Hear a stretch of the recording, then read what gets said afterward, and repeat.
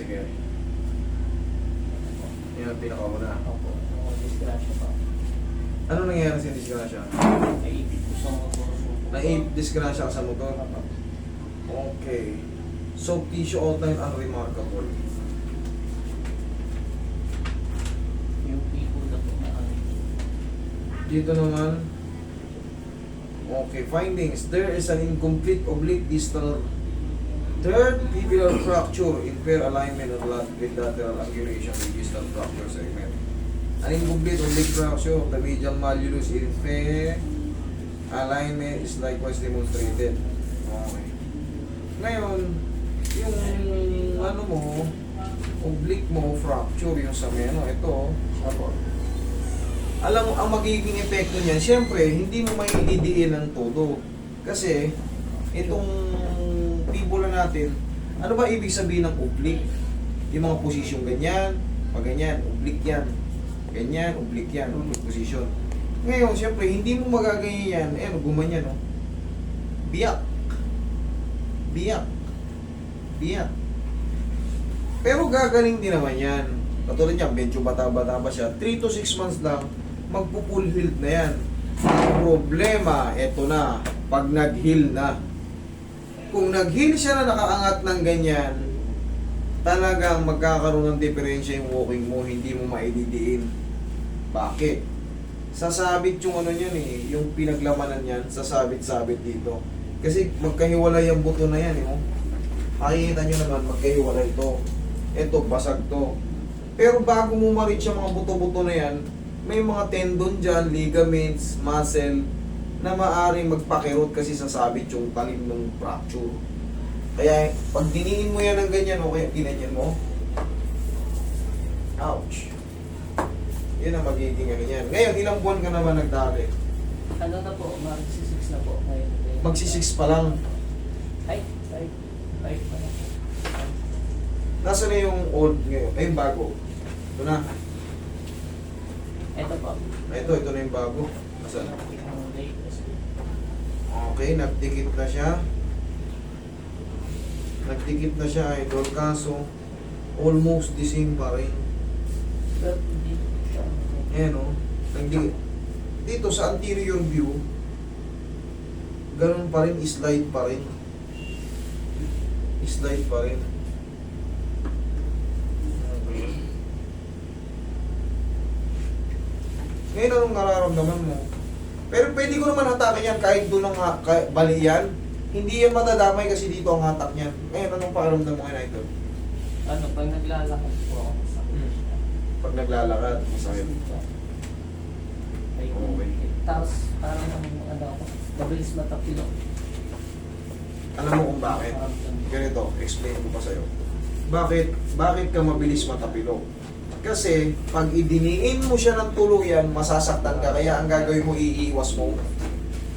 Yun. Kunyari, diniin mo ng ganyan, may fracture dito eh. Kaya mabilis ka matapilok. Pagka alam mo nakatapa ka ng gumanon yung paa mo, imbis na labanan mo, kasi kunyari ako wala akong tapilok. Pwede kong ganunin yun, diinan eh. Ikaw nung pag diniinan mo, imbis na labanan mo, ibibigay mo na lang. Ganun ang nangyayari. Kaya akala mo mabilis ka matapilok. Weak na yung paa mo eh. Ano yung eksaktong ano? Ilang taon ka ba? 33 po. 33. Ngayon, magsi 6 months na siya. Kita mo, nag-heal na, kaso, syempre, nakasiwang pa rin. Kita mo yung isa, sinabi mo, uy, ano na, tingit na.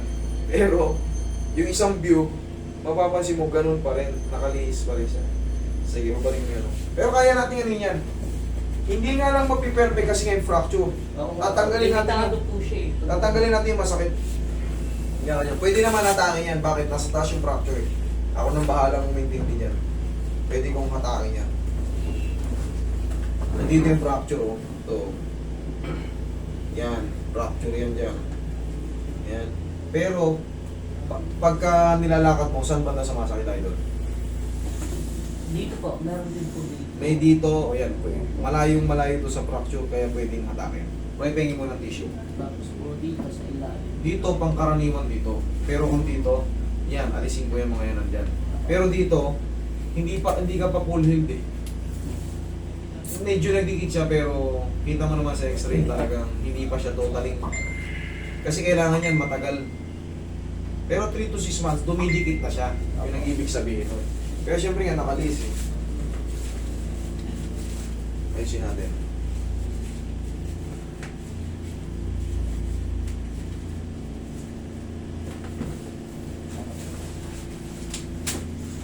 Relax mo lang ako mula na ba?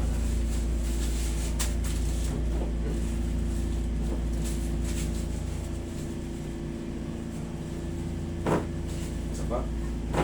Ay, sarap. Okay.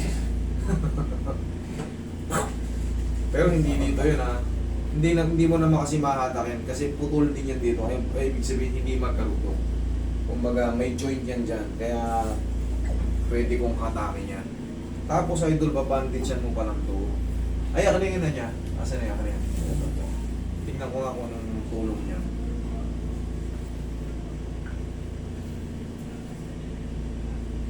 Pwede na rin kahit pa paano. Kasi may strap.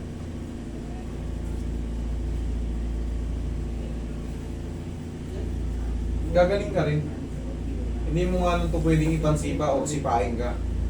Oo nga po. Kaya po yung Oo. ating ano po. Tsaka antay-antay ka pa. Magsi 6 months ka pa lang eh.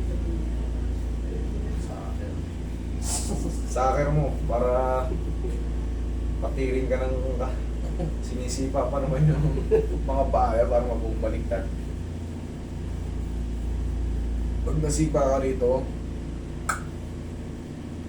hindi ako ulit yun. Ay, hirap na ibalik nun. Kaya kailangan patigasin mo muna.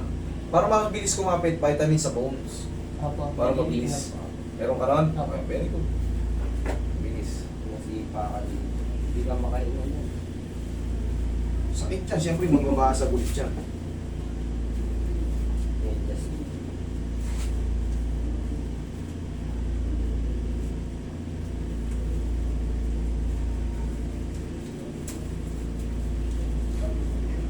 Paano ba siya? just mo boy. Ah, sige, medyas mo na. Okay, ikaw magkabit. Tignan mo ngayon, ikumpara mo ngayon yung diin. Kung ano yung magiging difference. Kung napilay ba kita or humina. Pag humina, it's good na yun. Tapos abang ka pa. Abang ka ng ilang buwan pa. Mga 2 buwan. Ayan. Wala, nakakaano na. Nalapat mo na. Wala. Ha? Nawala po. Wala. Kasalanan mo yan. Pumunta ka rito eh. Okay na? Sige, kapit mo lang yun para ano, suportahan pa muna natin. Para alam nila na hindi ka pa pwede munang biruin. All goods in the hoods. Ang master dito. Sige. Palit kayo. Idol, tapos ka na eh. Ito ka.